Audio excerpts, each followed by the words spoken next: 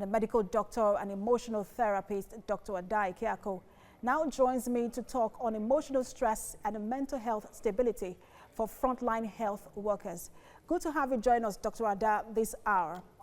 Now, let's look at the fact that we are beginning to hear reports of health workers working long hours. Some of them are having to sleep in their cars because they don't want to infect members of their families. What impact would this have on their mental health? It has a very negative impact on the mental health of health workers. They're in the front line, so a lot of anxiety, panic, burnout, tiredness, fatigue, chronic stress, acute stress. These are some of the symptoms that health workers are experiencing right now as they take care of those who are infected with the coronavirus.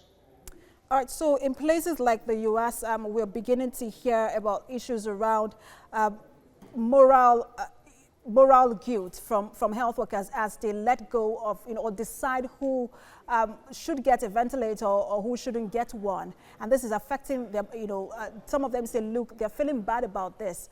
What can be done in that kind of situation where health workers have to decide who to save and who not to save?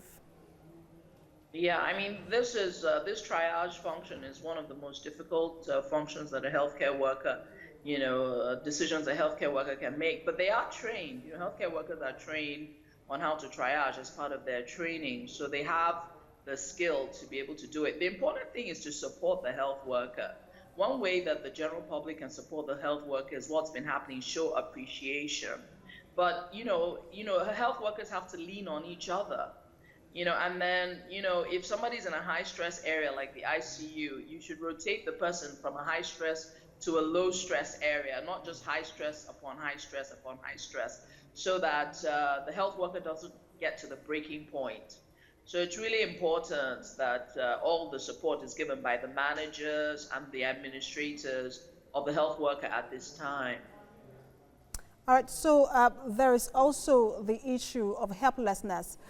Many believe that, look, the physical impact of this is nothing compared to the mental health impact that we're going to see in the coming days or coming months. How do we brace up for that? Yeah, the thing is, early intervention, when people have warning signs or early symptoms, we need a lot more emotional health 24-hour hotlines to be able to deal with the emotional health of the population, especially health workers that are on the front line. People have to take care of themselves. You have and make sure getting good exercise with plenty of vitamins and minerals, and enough for meditation and joyful activity.